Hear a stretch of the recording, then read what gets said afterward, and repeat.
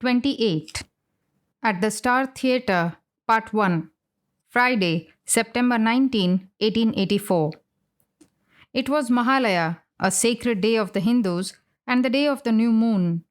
At 2 o'clock in the afternoon, Sri Ramakrishna was sitting in his room with Mahendra Mukherjee, Priya Mukherjee, M., Baburam, Harish, Kishori, and Latu. Some were sitting on the floor, some standing, and others moving about. Hazra was sitting on the porch. Rakhal was still at Vrindavan with Balaram. Master, to the devotees. I was at Captain's house in Calcutta. It was very late when I returned. What a sweet nature Captain has. What devotion. He performs the arati before the image. First he waves a lamp with 3 lights, then a lamp with 1 light, and last of all he waves burning camphor. When performing the worship, he does not speak. Once he motioned to me to take my seat. During the worship, his eyes become swollen from spiritual emotion. They look as if they have been stung by wasps. He cannot sing, but he chants hymns beautifully. In his mother's presence, he sits on a lower level. She sits on a high stool.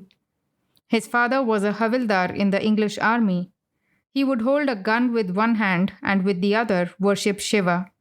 His servant made a clay image of Shiva for him.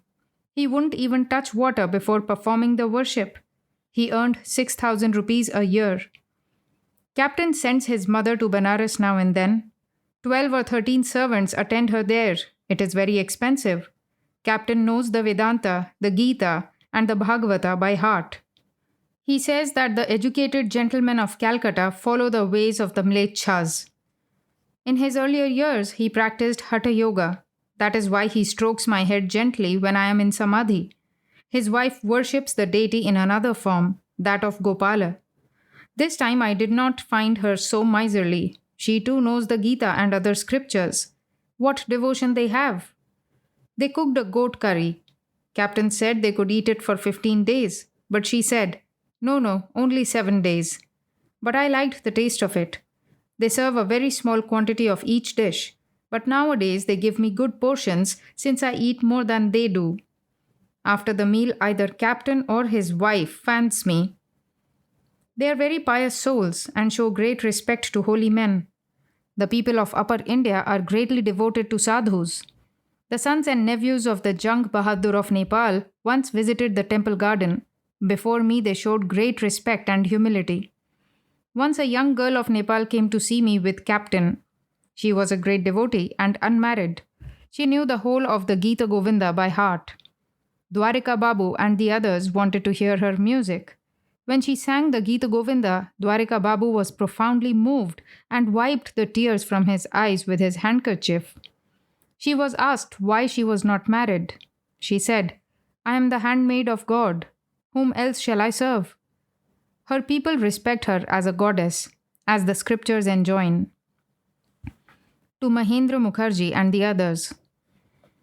I shall feel very happy to know that you are being benefited by your visits here. To M. Why do people come here? I don't know much of reading and writing. M. God's power is in you. That is why there is such power of attraction. It is the divine spirit that attracts. Master. Yes, this is the attraction of Yoga Maya, the divine Shakti. She casts the spell. God performs all his Leela through the help of Yoga Maya. The love of gopis was like the attachment of a woman to her paramar. They were intoxicated with ecstatic love for Sri Krishna.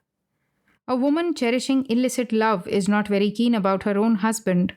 If she is told that her husband has come, she will say, What if he has? There is food in the kitchen, he can help himself. But if she is told of the arrival of a stranger, jovial, handsome, and witty, she will run to see him and peep at him from behind a screen. You may raise an objection and say, We have not seen God. How can we feel attracted to him as the gopis felt attracted to Krishna? But it is possible. I do not know him. I have only heard his name, and that has fixed my mind upon him. A devotee. Sir, what is the significance of Sri Krishna stealing the gopis' clothes? Master. There are 8 fetters that bind a person to the world. The gopis were free from all but one, shame. Therefore, Krishna freed them from that one too by taking away their clothes. On attaining God, one gets rid of all fetters. To Mahendra Mukherjee and the others. By no means all people feel attracted to God. There are special souls who feel so. To love God, one must be born with good tendencies. Otherwise, why should you alone of all the people of Bagh Bazaar come here? You can't expect anything good in a dunghill. The touch of the Malaya breeze turns all trees into sandalwood, no doubt. But there are a few exceptions, the banyan, the cotton tree, and the ashwatha, for example. To the Mukherjee brothers, you are well off. If a man slips from the path of yoga, then he is reborn in a prosperous family and starts again his spiritual practice for the realization of God. Mahendra, why does one slip from the path of yoga? Master, while thinking of God, the aspirant may feel a craving for material enjoyment. It is this craving that makes him slip from the path. In his next life, he will be born with the spiritual tendencies that he failed to translate into action in his present life. Mahendra, then what is the way? Master, no salvation is possible for a man as long as he has desire, as long as he hankers for worldly things. Therefore, fulfill all your desires regarding food, clothes, and sex. Smiling. What do you say about the last one? Legitimate or illegitimate? M and Mahendra laugh. It is not good to cherish desires and hankerings.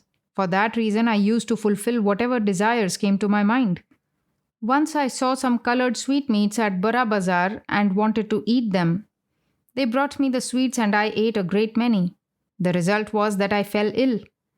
In my boyhood days, while bathing in the Ganges, I saw a boy with a gold ornament around his waist. During my state of divine intoxication, I felt a desire to have a similar ornament myself. I was given one, but I couldn't keep it on very long. When I put it on, I felt within my body the painful uprush of a current of air. It was because I had touched gold to my skin. I wore the ornament a few moments and then had to put it aside. Otherwise, I should have had to tear it off. I once felt a desire to eat the famous sweetmeats of different cities. All laugh.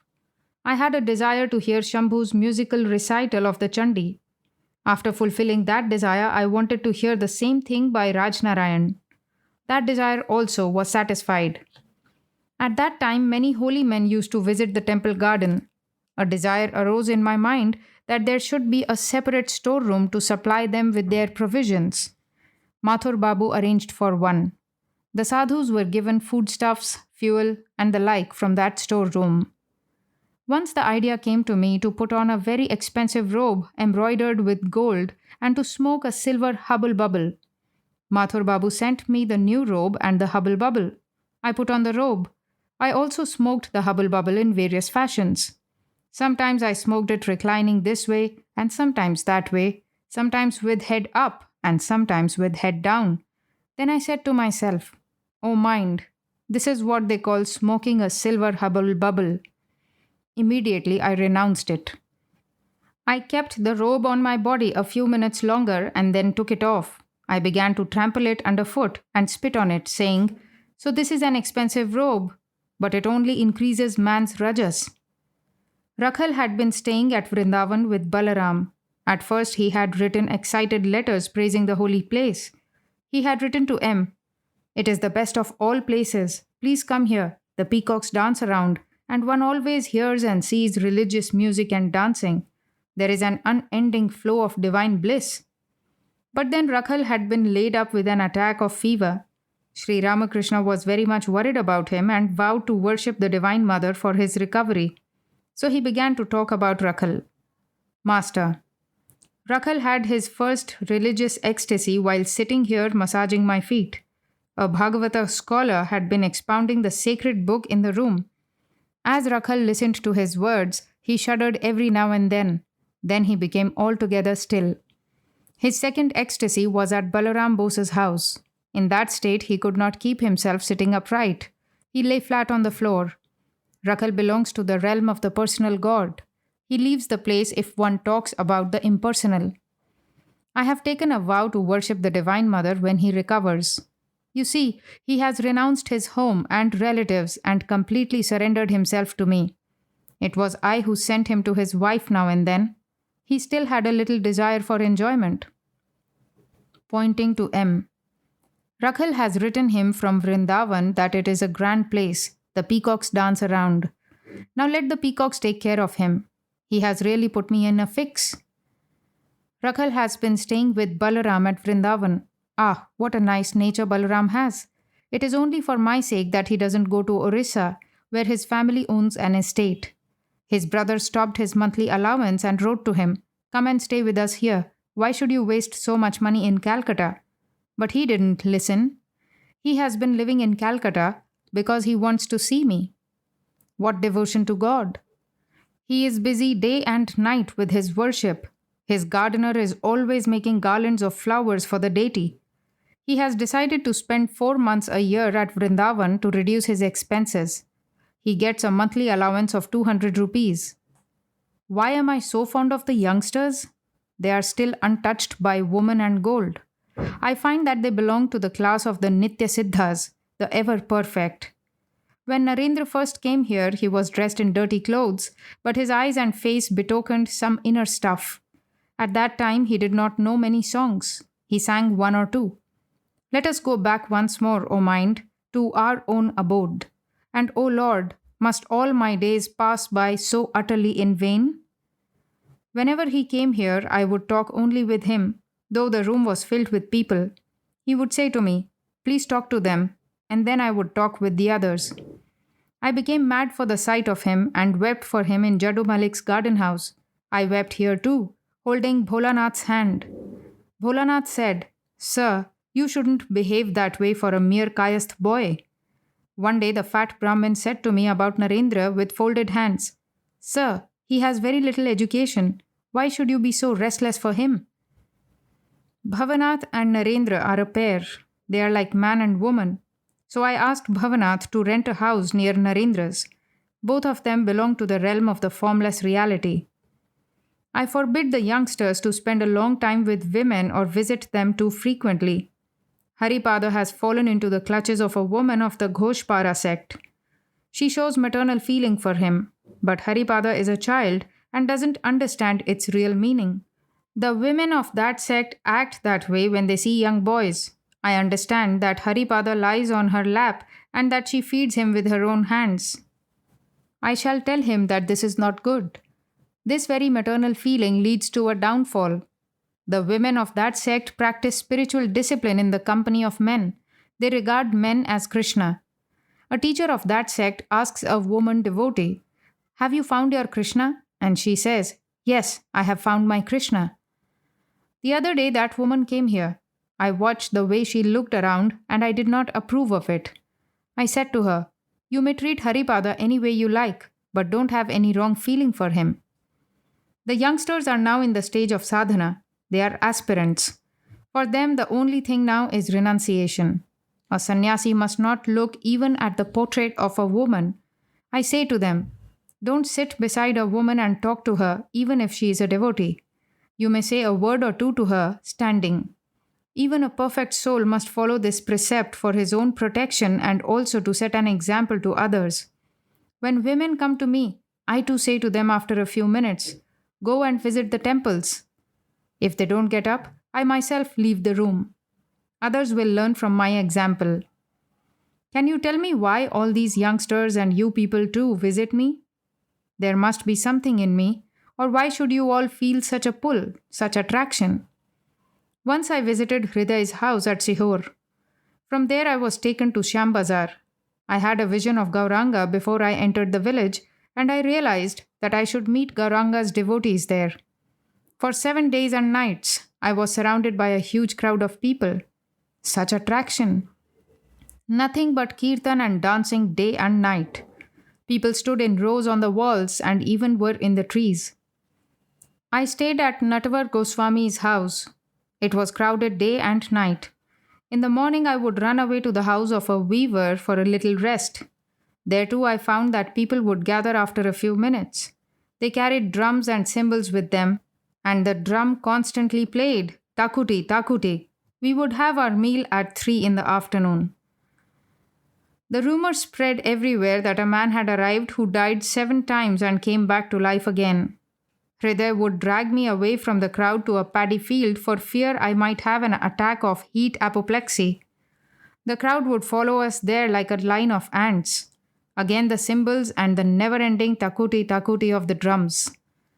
Hriday scolded them and said, "Why do you bother us like this? Have we never heard kirtan?" The Vaishnava priests of the village came and almost started a quarrel. They thought I would take their share of the feast from the devotees, but soon they discovered that I did not touch a piece of cloth or even a thread. Someone remarked that I was a Brahmagnani. So the Vaishnava Pandits wanted to test me. One said, "Why hasn't he beads and a mark on his forehead?" Another of them replied, "They have dropped from him, as the dry branch from a coconut tree." It was there that I learnt this illustration of the dry branch of a coconut tree. The upadhis, limitations, drop when one attains knowledge. People came thronging from distant villages. They even spent the night there. At Shyam Bazar, I learnt the meaning of the divine attraction. When God incarnates himself on earth, he attracts people through the help of Yogamaya, his divine power. People become spellbound. It was about 3 o'clock in the afternoon. The master had been conversing with the Mukherjee brothers and the other devotees when Radhika Goswami, a Vaishnava scholar, arrived and bowed before him. This was his first visit to the master. Radhika Goswami took a seat. "Master, are you a descendant of Advaita?" Goswami, "Yes, sir." At this the master saluted him with folded hands. "Master, you are descended from Advaita Goswami. You must have inherited some of his traits. A sweet mango tree produces only sweet mangoes and not sour ones. Of course, it happens that some trees produce large mangoes and some small. That depends on the soil. Isn't that true?" Goswami, humbly, "Sir, what do I know?" Master, "Whatever you may say, others will not let you off so easily. Brahmins, however imperfect they may be, are worshipped by all on account of their having been born in the lines of great sages." To M, "Tell us the story of the Shamkha Chila." M sat in silence. Master, "If one of your ancestors was a great soul, he will certainly pull you up, however unworthy you may be. When King Duryodhana and his brothers were taken captive by the Gandharvas, Yudhishthira released them in spite of the fact that King Duryodhana was his enemy and had banished him to the forest. Besides, one must show respect to the religious garb. Even the mere garb recalls to mind the real object. Chaitanya once dressed an ass in a religious garb and then prostrated himself before it. Why do people bow before a Shamkhachila? When Kamsa was about to kill the Divine Mother, she flew away taking the form of Shamkhachila. So even now, people salute the bird. An Englishman arrived at the cantonment of Chanak. The sepoys saluted him. Kaur Singh explained to me, "India is under the rule of the English. Therefore, one should salute an Englishman. The Shaktas follow the Tantra and the Vaishnavas the Purana. There is no harm for the Vaishnavas in speaking publicly of their spiritual practices, but the Shaktas maintain secrecy about theirs. For this reason, it is difficult to understand a Shakta." To Goswami, "You are all good people. How much japa you practice? How much you chant the name of Hari?" Goswami, humbly, "Oh no, we do very little. I am a great sinner." Master, smiling, "You have humility. That is good. But there is also another way. I chant the name of Hari. How can I be a sinner? He who constantly repeats, 'I am a sinner, I am a wretch,' verily becomes a sinner. What lack of faith! A man chants the name of God so much, and still he talks of sin." Radhika Goswami listened to these words in amazement. Master, "At Vrindavan I myself put on the garb of the Vaishnavas and wore it for 15 days. To the devotees, "I have practiced the disciplines of all the paths, each for a few days. Otherwise I should have found no peace of mind." Smiling, "I have practiced all the disciplines. I accept all paths. I respect the Shaktas, the Vaishnavas, and also the Vedantists. Therefore, people of all sects come here, and every one of them thinks that I belong to his school. I also respect the modern Brahmagyanis. A man had a tub of dye. Such was its wonderful property that people could dye their clothes any color they wanted by merely dipping them in it. A clever man said to the owner of the tub, "Dye my cloth the color of your dye stuff." All laugh. Why should I be one sided? The idea that the people of a particular sect will not come to me does not frighten me. I don't care a bit whether people come to me or not. The thought of keeping anyone under my control never crosses my mind. Adhar Sen asked me to ask the Divine Mother for a big position for him, but he didn't get it. If that makes him think differently about me, what do I care? Once at Keshav's house, I found myself in a new mood. The Brahmos always speak of the impersonal. Therefore, I said to the Divine Mother in an ecstatic mood, "Mother, please don't come here. They don't believe in your forms." Radhika Goswami listened to these words of the Master against sectarianism and remained silent. Master, smiling. Vijay is in a wonderful state of mind nowadays. He falls to the ground while chanting the name of Hari. He devotes himself to kirtan, meditation, and other spiritual practices till 4 in the morning. He now puts on an ochre robe and prostrates himself before the images of God. Once he accompanied me to Gadadhar's schoolhouse. I pointed out the place where Gadadhar used to meditate. At once Vijay prostrated himself there. Again he fell prostrate before the picture of Chaitanya Deva. Goswami. What about the image of Radhakrishna? Master. He prostrated himself there too. Vijay also follows all the conventions of religious life. Goswami. He can now be accepted in Vaishnava society. Master. People's opinions don't count for much with him. Goswami. I don't mean that. By accepting him, Vaishnava society will honor itself. Master. He respects me very much, but it is difficult to reach him. One day he is called to Dhaka, the next day to some other place. He is always busy. His presence has created great trouble in the Sadharan Brahmo Samaj. Goswami. Why so, sir? Master. The Brahmos tell him, "You mix with people who worship God with form. You are an idolater." Vijay is liberal and straightforward. Unless a man is guileless, he doesn't receive the grace of God. Sri Ramakrishna talked to the Mukherjee brothers. Mahendra, the elder, had his own business. Priyanath, the younger, had been an engineer. After making some provision for himself, he had given up his job. Mahendra was 35 or 36 years old. The brothers had homes both in the country and in Calcutta. Master, smiling. Don't sit idle simply because your spiritual consciousness has been awakened a little. Go forward. Beyond the forest of sandalwood, there are other and more valuable things. Silver mines, gold mines, and so on. Priya, smiling.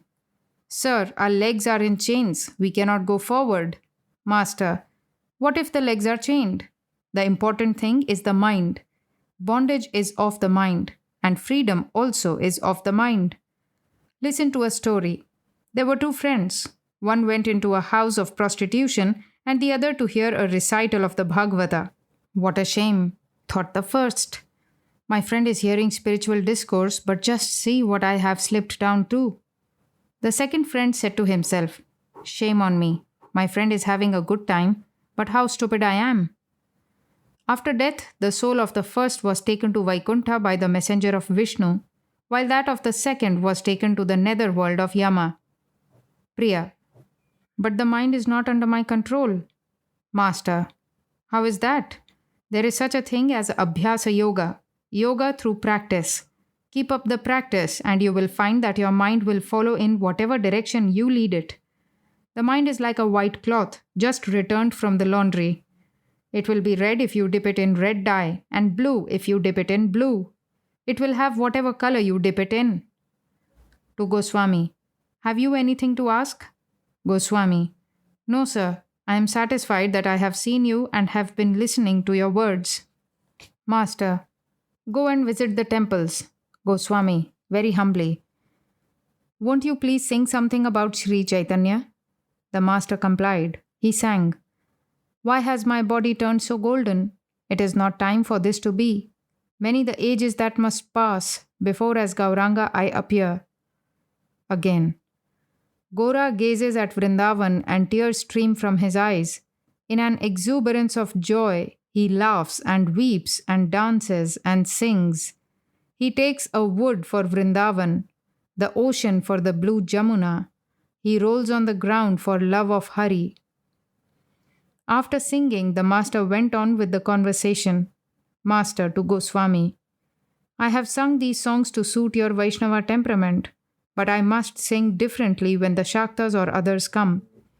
Here people of all sects come, Vaishnavas, Shaktas, Kartabhajas, Vedantists, and also members of the modern Brahmo Samaj. Therefore, one finds here all ideals and attitudes. It is by the will of God that different religions and opinions have come into existence. God gives to different people what they can digest. The mother does not give fish pilau to all her children. All cannot digest it. So she prepares simple fish soup for some. Everyone cherishes his own special ideal and follows his own nature. They provide various images for the Baroari because people of different sects assemble at it. You see their images of Radha Krishna, Shiva Durga, and Sita Rama. Different images in different places. A crowd gathers before each image. The Vaishnavas spend most of their time before the image of Radha Krishna's, the Shaktas before Shiva Durga, and the devotees of Rama before Sita Rama. But it is quite different with those who are not spiritually minded at all. In the Baroari, one sees another image also, a prostitute beating her paramar with a broomstick. Those people stand there with gaping mouths and cry to their friends, "What are you looking at over there? Come here, look at this." All laugh. Radhika Goswami saluted the master and took his leave. It was about 5 o'clock. The master was on the semicircular west porch. Babu Ram, Latu, the Mukherjee brothers, M, and some other devotees were with him. Master, to M and the others, why should I be one-sided? The Goswamis belong to the Vaishnava school and are very bigoted. They think that their opinion alone is right and all other opinions are wrong. My words have hit him hard. Smiling. One must strike the elephant on the head with the goad. That is the elephant's most sensitive spot.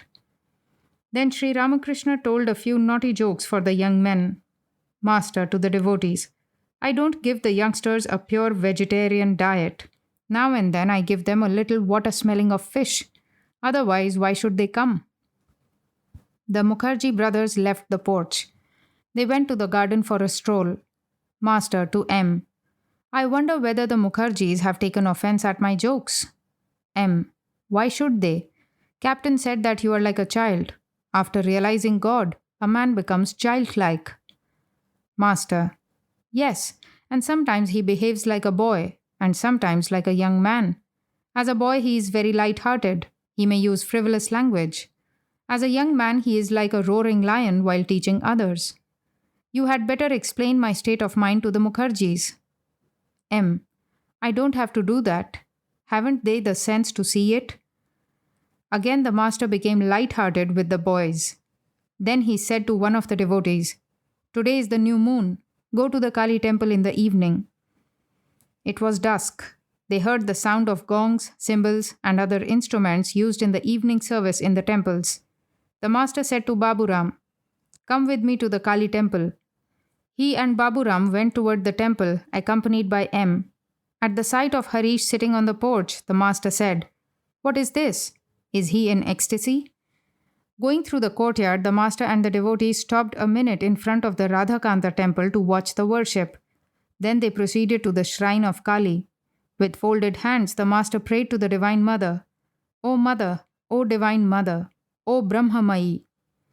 Reaching the raised platform in front of the shrine, he bowed low before the image. The arati was going on. He entered the shrine and fanned the image. The evening worship was over. The devotees bowed before the deity. It was the night of the new moon. The master was in a spiritual mood.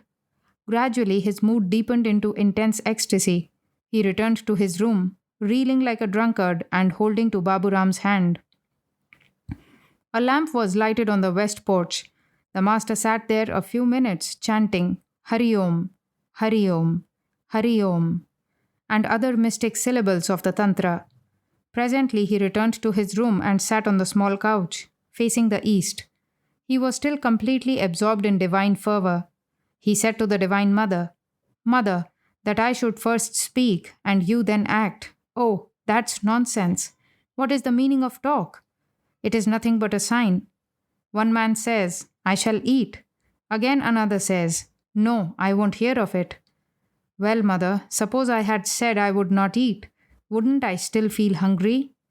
Is it ever possible that you should listen only when one prays aloud and not when one feels an inner longing? You are what you are. Then why do I speak? Why do I pray? I do as you make me do.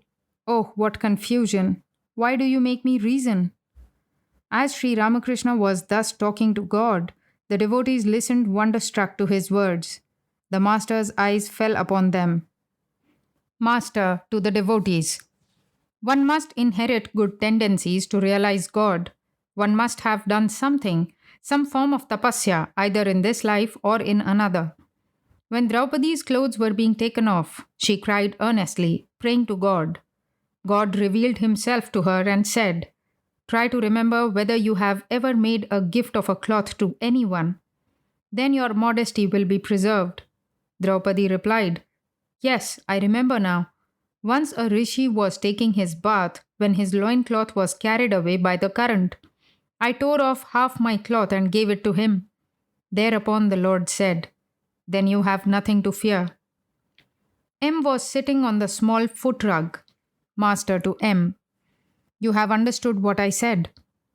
M. Yes, sir. You spoke about inherent tendencies. Master. Repeat what I said. M repeated the story of Draupadi. Hazra entered the room. He had been living with Sri Ramakrishna in the temple garden for the past 2 years and had first met the master in 1880 at Sihor in the house of Hriday, the master's nephew. Hazra's native village was near Sihor, and he owned some property there. He had a wife and children and also some debts. From youth he had felt a spirit of renunciation and sought the company of holy men and devotees. The master had asked him to live with him at Dakshineshwar and looked after his necessities. Hazra's mind was a jumble of undigested religious moods. He professed the path of knowledge and disapproved of Sri Ramakrishna's attitude of bhakti and his longing for the young devotees. Now and then he thought of the master as a great soul, but again he slighted him as an ordinary human being. He spent much of his time in telling his beads, and he criticized Rakhal and the other young men for their indifference to the practice. He was a strong advocate of religious conventions and rules of conduct and made a fad of them. He was about 38 years old. As Hazra came in, the master became a little abstracted and in that mood began to talk. Master to Hazra. What you are doing is right in principle, but the application is not quite correct. Don't find fault with anyone, not even with an insect. As you pray to God for devotion, so also pray that you may not find fault with anyone. Hazra. Does God listen to our prayer for bhakti? Master. Surely, I can assure you of that 100 times. But the prayer must be genuine and earnest. Do worldly minded people weep for God as they do for wife and children? At Kamarpokar, the wife of a certain man fell ill. The man thought she would not recover. He began to tremble and was about to faint. Who feels that way for God? Hazra was about to take the dust of the master's feet. Master, shrinking. What is this? Hazra. Why should I not take the dust of his feet who has so kindly kept me with him? Master. Satisfy God, and everyone will be satisfied. If he is pleased, the world is pleased. Once the Lord ate a few greens from Draupadi's cooking pot and said, Ah, I am satisfied. Immediately the whole world and all its living beings were satisfied. They felt as if they had eaten their fill. But was the world satisfied or did it feel that way when the rishis ate their food? To Hazra. A perfect soul, even after attaining knowledge, practices devotions or observes religious ceremonies to set an example to others. I go to the Kali temple and I bow before the holy pictures in my room. Therefore, others do the same. Further, if a man has become habituated to such ceremonies, he feels restless if he does not observe them. One day I saw a sannyasi under the banyan tree. He had put the shalagram on the same carpet with his guru's sandals. He was worshipping them. I said to him, "If you have attained knowledge to that extent, then why such formal worship at all?" He replied, "What difference does it make? Since I do everything else, why not this too? Sometimes I offer the flowers at the Guru's feet, and sometimes to God. One cannot renounce work as long as one has a body. As long as there is mud at the bottom of the lake, bubbles will be produced." To Hazra, if there is knowledge of one, there is also knowledge of many. What will you achieve by mere study of the scriptures? The scriptures contain a mixture of sand and sugar, as it were. It is extremely difficult to separate the sugar from the sand. Therefore, one should learn the essence of the scriptures from the teacher or from a sadhu. Afterwards, what does one care for books? To the devotees, gather all the information and then plunge in. Suppose a pot has dropped in a certain part of a lake. Locate the spot and dive there. One should learn the essence of the scriptures from the Guru and then practice sadhana.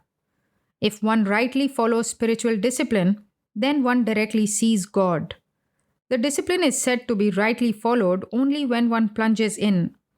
What will a man gain by merely reasoning about the words of the scriptures? Ah, the fools! They reason themselves to death over information about the path. They never take the plunge. What a pity! You may say, even though you dive deep, you are still in danger of sharks and crocodiles, of lust and anger. But dive after rubbing your body with turmeric powder. Then sharks and crocodiles will not come near you. The turmeric is discrimination and renunciation. To the devotees, God made me pass through the disciplines of various paths. First according to the Purana, then according to the Tantra. I also followed the disciplines of the Vedas. At first I practiced sadhana in the Panchavati. I made a grove of tulsi plants and used to sit inside it and meditate. Sometimes I cried with a longing heart, "Mother, Mother," or again, "Rama, Rama." While repeating the name of Rama, I sometimes assumed the attitude of Hanuman and fixed a tail to the lower end of my backbone. I was in a God-intoxicated state. At that time I used to put on a silk robe and worship the deity. What joy I experienced in that worship! I practiced the discipline of the Tantra under the Bael tree. At that time I could see no distinction between the sacred tulsi and any other plant. In that state I sometimes ate the leavings from a jackal's meal, food that had been exposed the whole night, part of which might have been eaten by snakes or other creatures. Yes, I ate that stuff. Sometimes I rode on a dog and fed him with luchi, also eating part of the bread myself. I realized that the whole world was filled with God alone. One cannot have spiritual realization without destroying ignorance. So I would assume the attitude of a tiger and devour ignorance. While practicing the disciplines of the Vedas, I became a sannyasi. I used to lie down in the Chandni and say to Hriday, "I am a sannyasi, I shall take my meals here." I vowed to the Divine Mother that I would kill myself if I did not see God. I said to her, "O Mother, I am a fool. Please teach me what is contained in the Vedas, the Puranas, the Tantras, and the other scriptures." The mother said to me, "The essence of the Vedanta is that Brahman alone is real and the world illusory.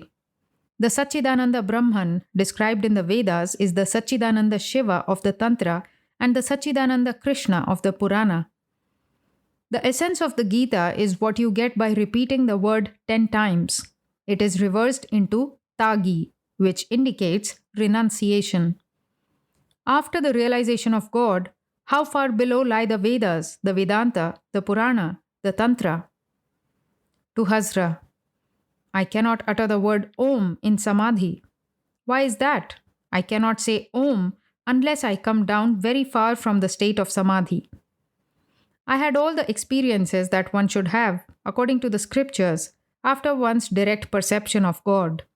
I behaved like a child, like a madman, like a ghoul, and like an inert thing. I saw the visions described in the scriptures. Sometimes I saw the universe filled with sparks of fire. Sometimes I saw all the quarters glittering with light, as if the world were a lake of mercury. Sometimes I saw the world as if made of liquid silver. Sometimes again I saw all the quarters illumined as if with the light of Roman candles. So you see, my experiences tally with those described in the scriptures. It was revealed to me further that God Himself has become the universe and all its living beings and the 24 cosmic principles. It is like the process of evolution and involution. Oh, what a state God kept me in at that time! One experience would hardly be over before another overcame me. It was like the movement of the husking machine. No sooner is one end down than the other goes up. I would see God in meditation, in the state of samadhi, and I would see the same God when my mind came back to the outer world. When looking at this side of the mirror, I would see Him alone, and when looking on the reverse side, I saw the same God.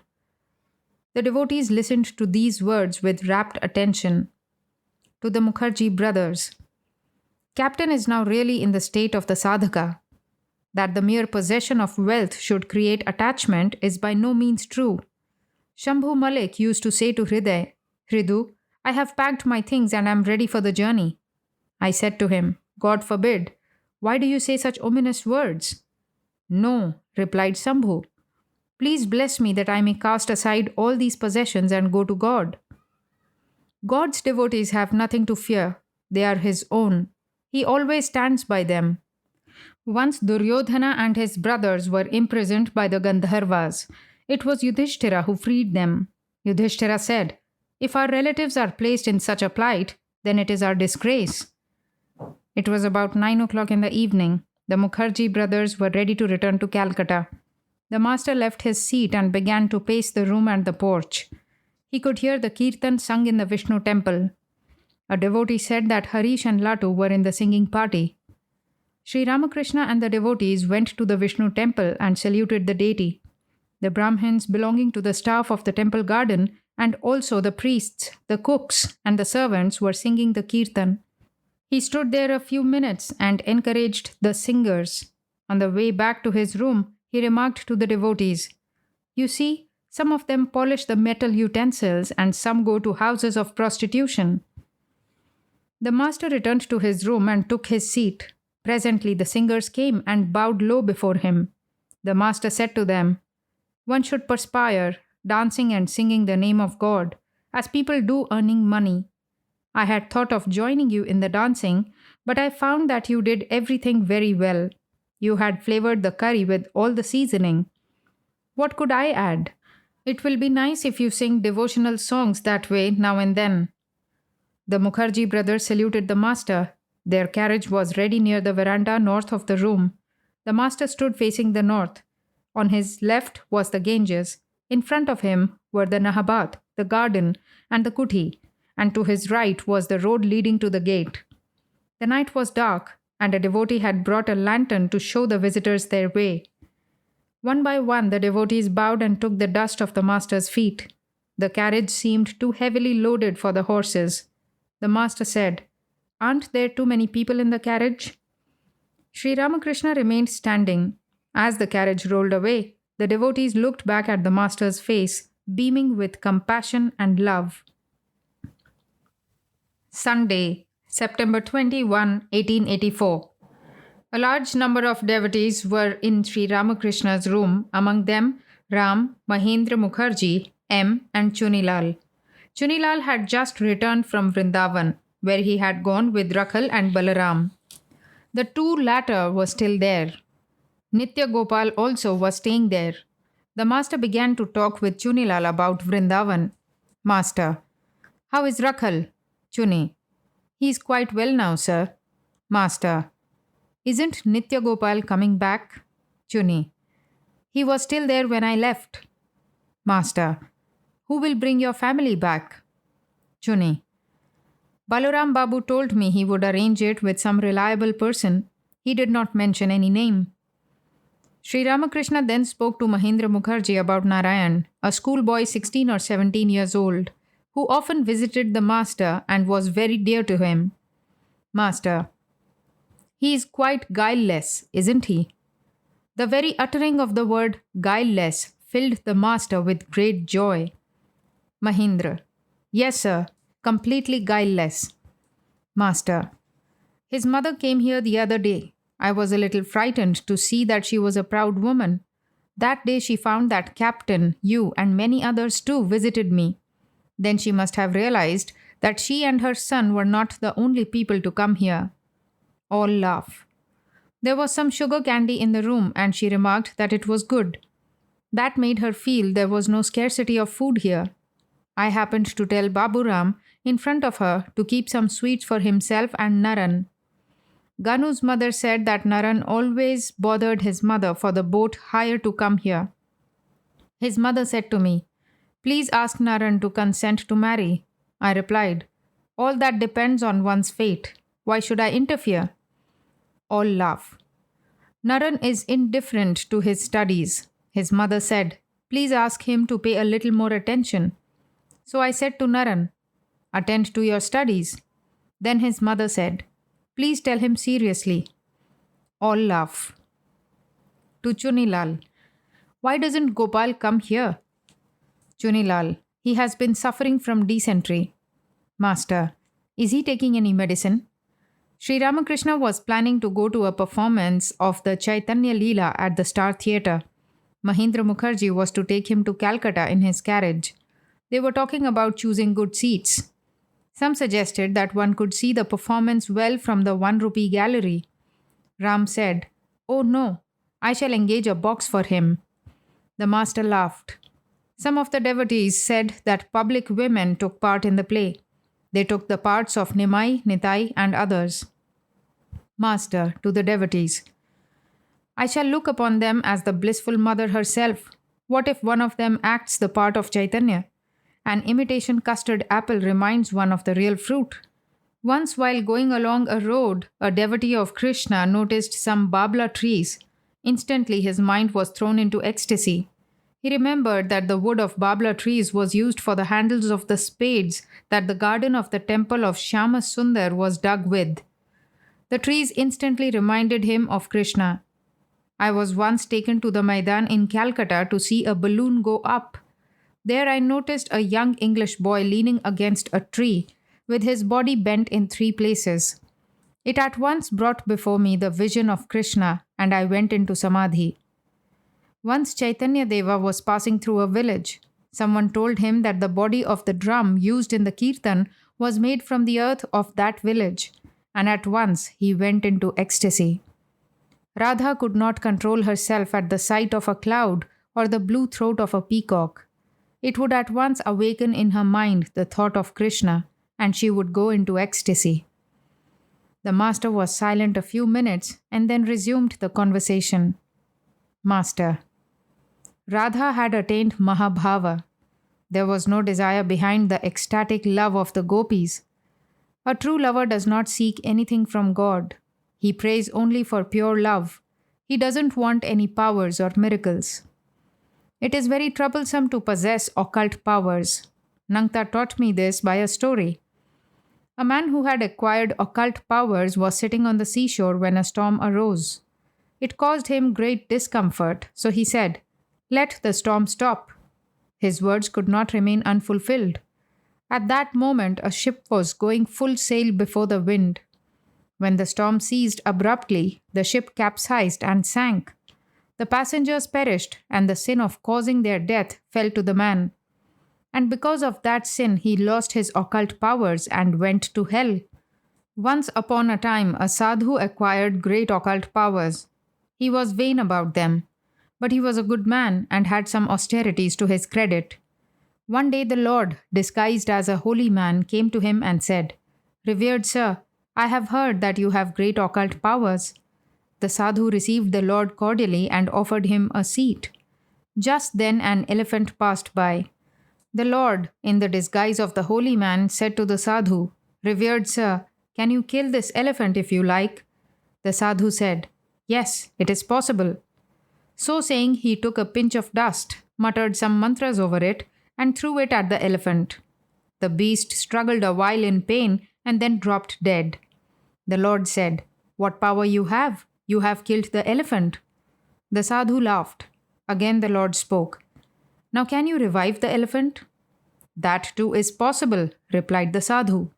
He threw another pinch of charmed dust at the beast.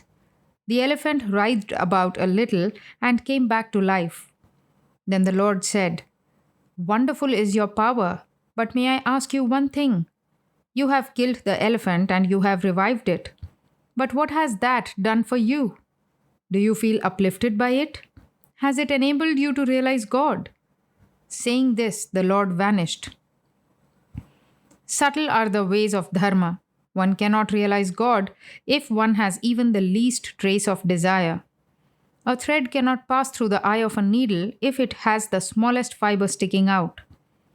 Krishna said to Arjuna, "Friend, if you want to realize me, you will not succeed if you have even one of the 8 occult powers. This is the truth. Occult power is sure to beget pride, and pride makes one forget God." Once a cross-eyed rich man came here. He said to me, "You are a Paramahamsa. That is good. You must perform a Swasthayana ceremony for me." What a small-minded person he was. He called me a Paramahamsa and yet wanted me to perform that ceremony. To secure welfare by means of the Swasthayana is to exercise occult power. An egotistic person cannot realize God. Do you know what egotism is like? It is like a high mound where rainwater cannot collect. The water runs off. Water collects in low land. Their seeds sprout and grow into trees. Then the trees bear fruit. Therefore I say to Hazra, never think that you alone have true understanding and that others are fools. One must love all. No one is a stranger. It is Hari alone who dwells in all beings. Nothing exists without him. The Lord said to Prahlada, "Ask a boon of me." "I have seen you," replied Prahlada. "That is enough. I don't need anything else." But the Lord insisted. Thereupon Prahlada said, "If you must give me a boon, let it be that those who have tortured me may not have to suffer punishment." The meaning of those words is that it was God who tortured Prahlada in the form of his persecutors, and if they suffered punishment, it would really be God who suffered. Radha was mad with prema, ecstatic love of God. But there is also the madness of bhakti. Hanuman's was such. When he saw Sita entering the fire, he was going to kill Rama. Then too, there is the madness of knowledge. I once saw a jnani behaving like a madman. He came here very soon after the temple garden was dedicated. People said he belonged to the Brahmo Sabha of Ram Mohan Roy. He had a torn shoe on one foot, a stick in one hand, and a potted mango plant in the other. After a dip in the Ganges, he went to the Kali temple where Haladhari was seated. With great fervor, he began to chant a hymn to the Divine Mother. Then he went up to a dog, held it by the ear, and ate some of its food. The dog didn't mind. Just at that time, I too was about to experience the state of divine madness. I threw my arm around Hriday's neck and said, "O Hriday, shall I too fall into that plight?" I became mad. Narayan Shastri came here and saw me roaming about with a bamboo pole on my shoulder. He said to the people, "Ah, he is mad." In that state, I could not observe any caste restrictions. The wife of a low caste man used to send me cooked greens, and I ate them. I touched my head and lips with the leaf plates from which the beggars ate their food in the guest house of the Kali temple. Thereupon Haladhari said to me, "What have you done? You have taken the food left by beggars. How will you marry off your children?"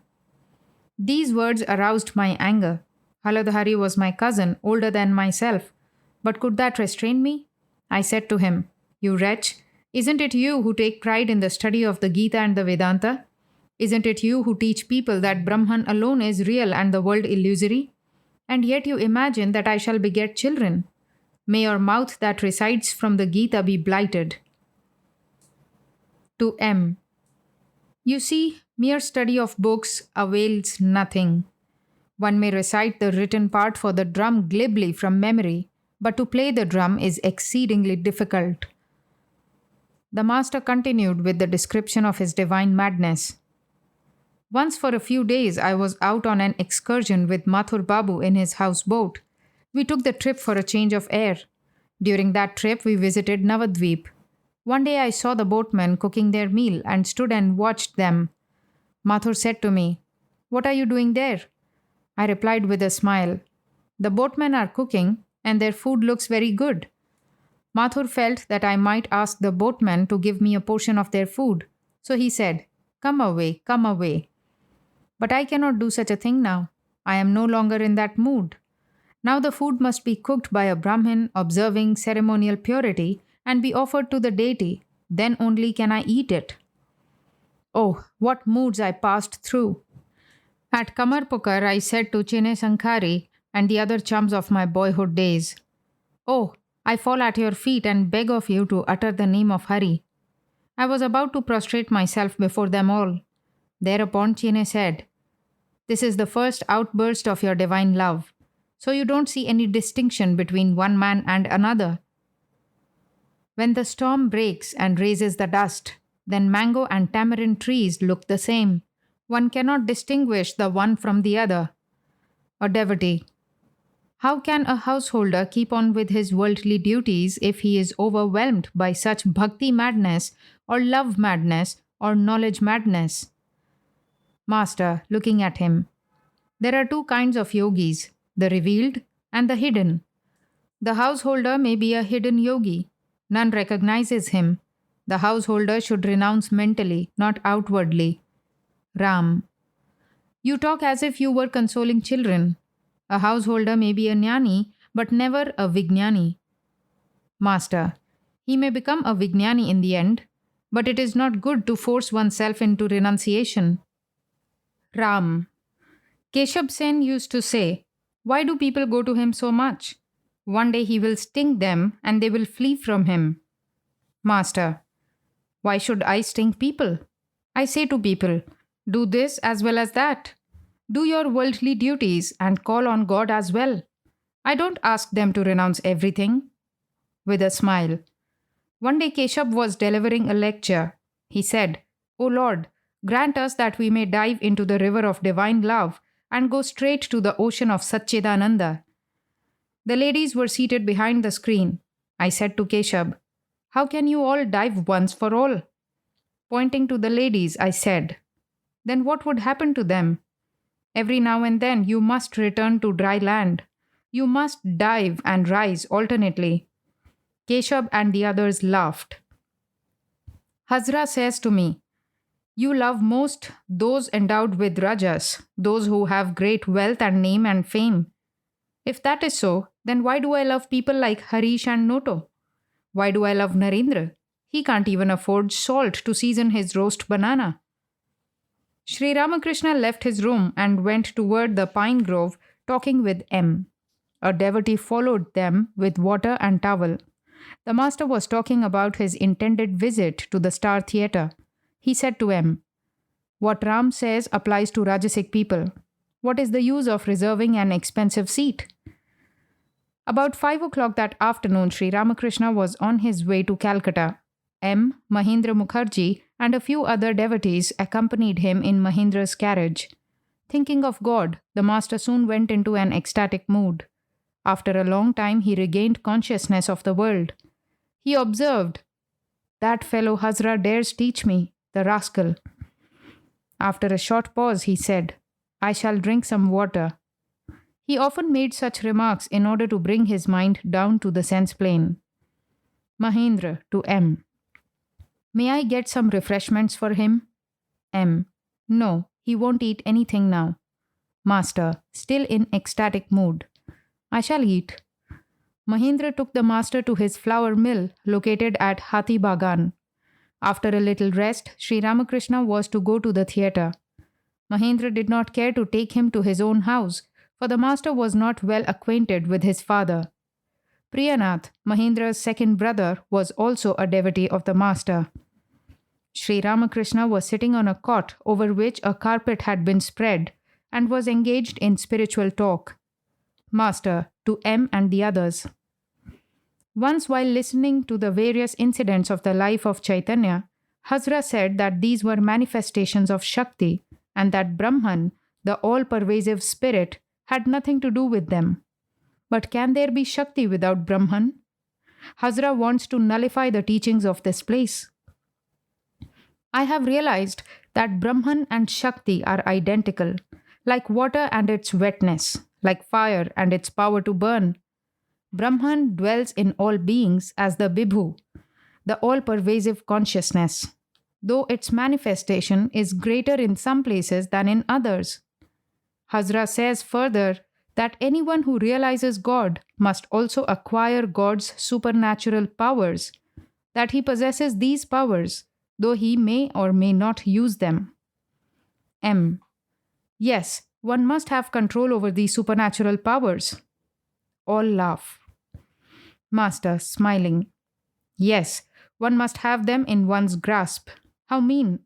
He who has never enjoyed power and riches becomes impatient for them. But a true devotee never prays to God for them. Sri Ramakrishna washed his face. A smoke was prepared for him.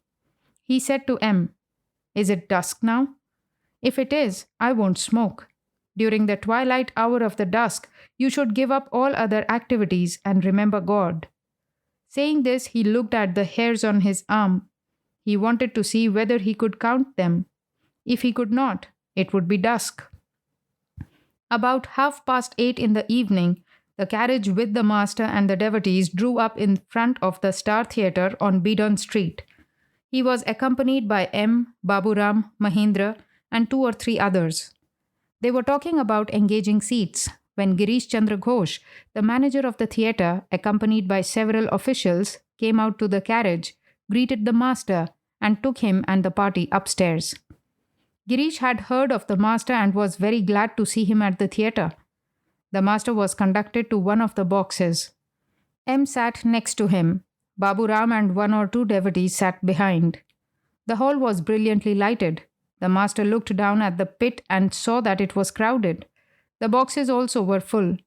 For every box there was a man to fan those who occupied it. Sri Ramakrishna was filled with joy and said to M, with his childlike smile, Ah, it is very nice here. I am glad to have come. I feel inspired when I see so many people together. Then I clearly perceive that God himself has become everything. M. It is true, sir. Master. How much will they charge us here? M. They won't take anything. They are very happy that you have come to the theatre. Master. It is all due to the grace of the Divine Mother. The Chaitanya Leela was about to be performed. It was a play about the early life of Sri Chaitanya, who was also known as Nimai, Gaur, Gora, and Gauranga. The curtain rose. The attention of the audience was fixed on the stage. The first scene depicts a council of sin and the 6 passions. On a forest path behind them walk Viveka, Vairagya, and Bhakti, engaged in conversation. Bhakti says to her companions, Gauranga is born in Nadia. Therefore, the Vidyadharis, the Munis, and the Rishis have come down to earth in disguise to pay their respects to him. She sings, Blessed indeed is the earth. Gora is born in Nadia. Behold the Vidyadharis coming in chariots to adore him.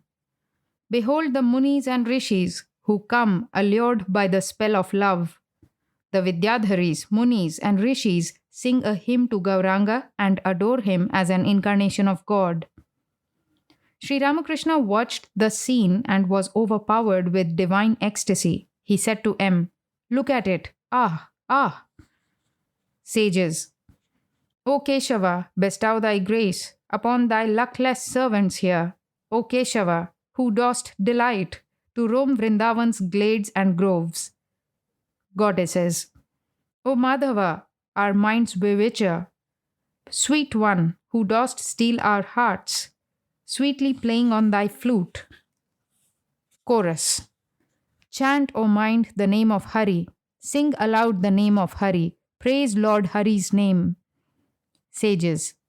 O thou eternal youth of Braja, tamer of fierce Kalia, slayer of the afflicted's fear.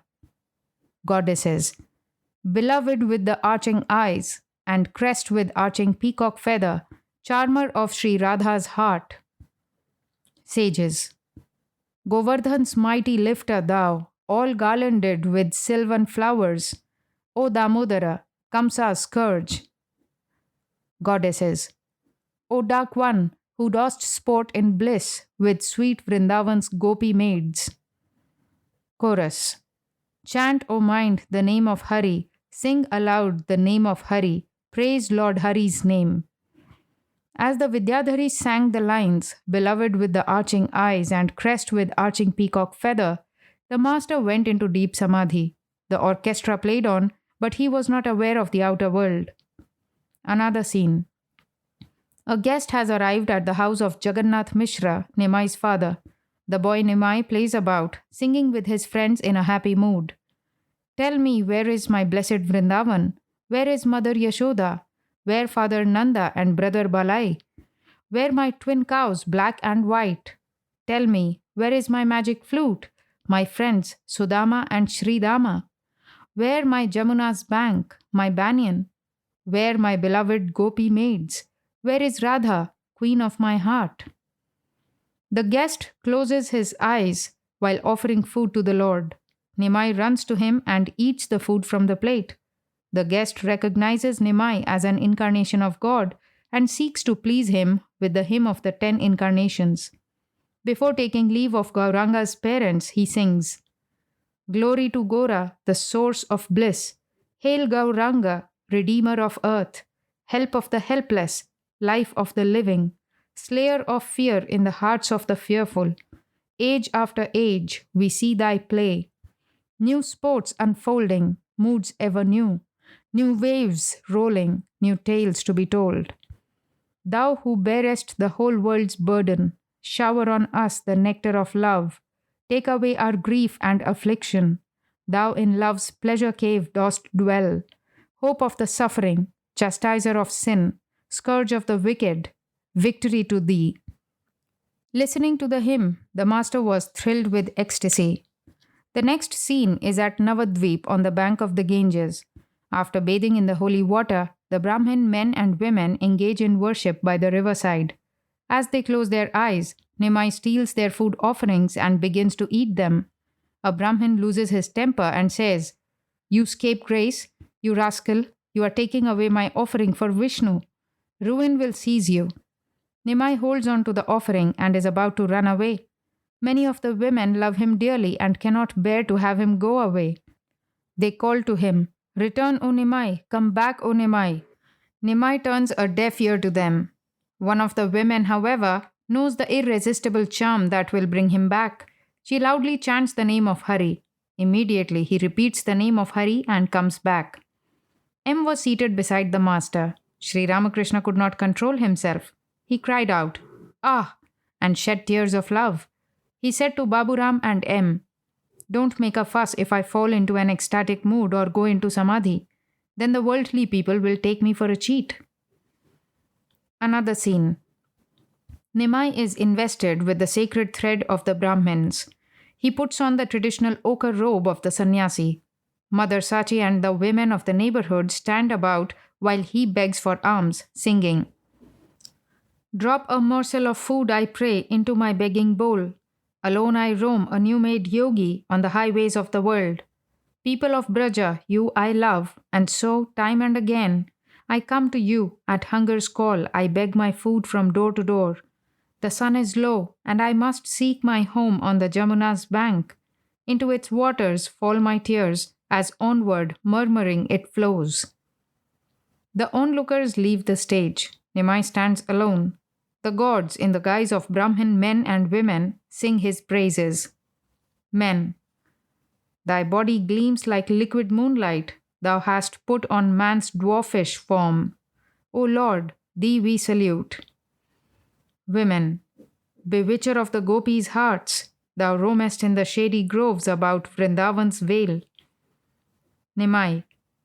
Hail Sri Radha, glory to Radha. Men. The youths of Braja are thy friends. thou curbest haughty Madan's pride. Women, thy love has made the gopis mad, in ecstasy the Jamuna thrills. Men, Narayana, deluder of demons, refuge of the fear-stricken gods. Women, O lover of Braja, thou dost beg the love of Braja's comely maidens. Nimai, hail Sri Radha, glory to Radha. Listening to the music, the master went into Samadhi. The curtain fell and the orchestra played on. A new scene. Srivas and other devotees are engaged in conversation in front of Advaita's house. Mukunda sings, Sleep no more. How long will you lie in Maya's slumber locked, O mind? Who are you? Why have you been born? Forgotten is your own true self. O mind, unclose your eyes at last, and wake yourself from evil dreams. A fool you are to bind yourself, so to the passing shows of life. When in you lives eternal bliss, come out of the gloom, O foolish mind. Come out and hail the rising sun. Sri Ramakrishna praised the voice of the singer highly. Another scene. Nimai is staying at home. Srivas comes to visit him. First he meets Sachi. The mother weeps and says, My son doesn't attend to his household duties. My eldest son, Vishvarupa, has renounced the world, and my heart has ached ever since. Now I fear that Nimai will follow in his steps. Nimai arrives. Sachi says to Srivas, Look at him. Tears run down his cheeks and breast. Tell me how I can free him from these notions. At the sight of Srivas, Nimai clings to his feet and says, with eyes full of tears, Ah me, revered sir, I have not yet attained devotion to Krishna. Futile is this wretched life. Tell me, sir, where is Krishna? Where shall I find Krishna?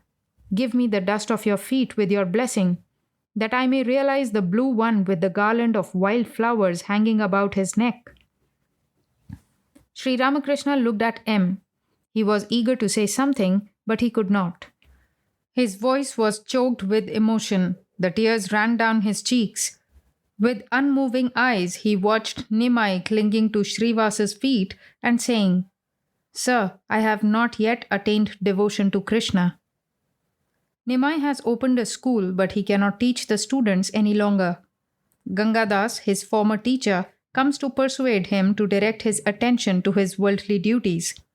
He says to Srivas, Listen, Srivas, we are Brahmins too and devoted to the worship of Vishnu. But you people are ruining Nimai's worldly prospects. Master to M. That is the advice of the worldly wise. Do this as well as that. When the worldly man teaches spirituality, he always advises a compromise between the world and God. M. Yes, sir, that is true. Gangadas continues his argument with Nimai. He says, Nimai, undoubtedly you are versed in the scriptures. Reason with me. Explain to me if any other duty is superior to worldly duties. You are a householder. Why disregard the duties of a householder and follow others' duties? Master to M. Did you notice? He is trying to persuade Nimai to make a compromise. M. Yes, sir. Nimai says to Gangadas, I am not willfully indifferent to a householder's duties. On the contrary, it is my desire to hold to all sides. But revered sir, I don't know what it is that draws me on. I don't know what to do. I want to cling to the shore, but I cannot. My soul wanders away. I am helpless. My soul constantly wants to plunge headlong into the boundless ocean. Master. Ah, me. The scene changes. Nityananda has arrived at Navadvip. After a search, he meets Nimai, who in turn has been seeking him. When they meet, Nimai says to him, Blessed is my life. Fulfilled is my dream. You visited me in a dream and then disappeared. The master said in a voice choked with emotion. Nimai said he had seen him in a dream. Nimai is in an ecstatic mood and becomes engaged in conversation with Advaita, Srivas, Haridas, and other devotees. Nitai sings a song suited to Nimai's mood. Where is Krishna? Where is my Krishna? He is not in the grove, dear friends. Give me Krishna, bring me my Krishna. Radha's heart knows naught but him. At this song, Sri Ramakrishna went into Samadhi. He remained in that state a long time. The orchestra played on. Gradually, his mind came down to the relative plane. In the meantime, a young man of Khardaha, born in the holy family of Nityananda, had entered the box. He was standing behind the master's chair. Sri Ramakrishna was filled with delight at the sight of him. He held his hand and talked to him affectionately. Every now and then he said, "Please sit down here. Your very presence awakens my spiritual feeling." He played tenderly with the young man's hands and lovingly stroked his face. After he had left, Sri Ramakrishna said to M, "He is a great scholar. His father is a great devotee of God. When I go to Khardaha to visit Shyamasundar, the father entertains me with sacred offerings such as one cannot buy even for 100 rupees. This young man has good traits. A little shaking will awaken his inner spirit. At the sight of him, my spiritual mood is aroused. I should have been overwhelmed with ecstasy if he had stayed here a little longer."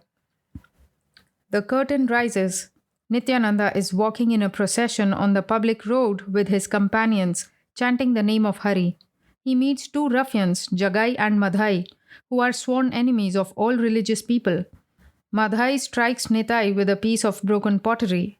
Nitai is hurt and bleeds profusely, but he pays no heed, inebriated as he is with the love of God. Sri Ramakrishna was in an ecstatic mood. Nitai embraces both Jagai and Madhai and sings a song to the two ruffians. "Jagai, Madhai, oh come and dance," chanting Hari's name with fervor. "What does it matter that you struck me? Dance, dear friends, in Hari's name. Sing the name of our beloved. He will embrace you in love's rapture. Let the heavens resound with his name.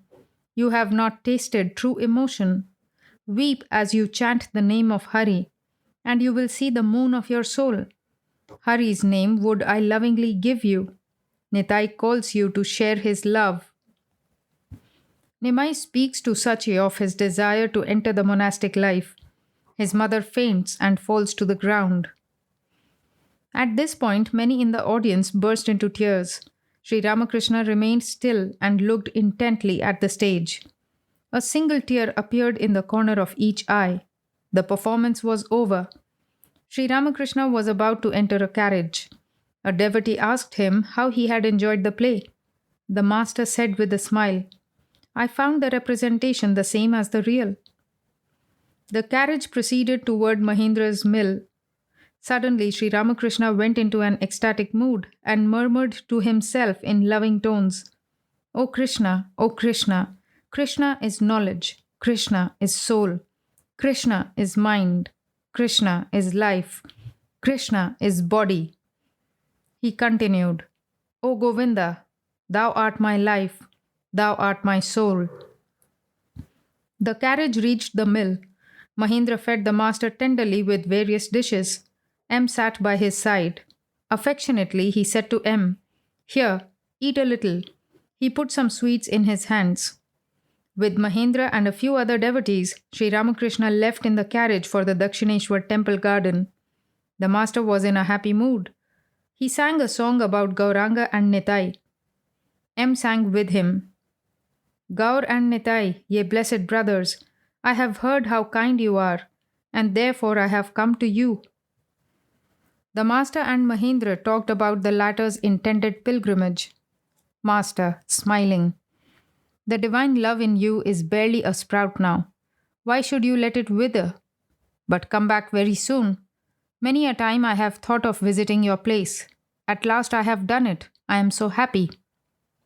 Mahendra, "My life is indeed blessed, sir." Master, "You were always blessed. Your father is also a good man. I saw him the other day. He has faith in the Adhyatma Ramayana." Mahendra, "Please bless me that I may have love for God." Master, "You are generous and artless. One cannot realize God without sincerity and simplicity. God is far, far away from the crooked heart." Near Sham Bazar, Mahindra bade the master goodbye and the carriage continued on its way.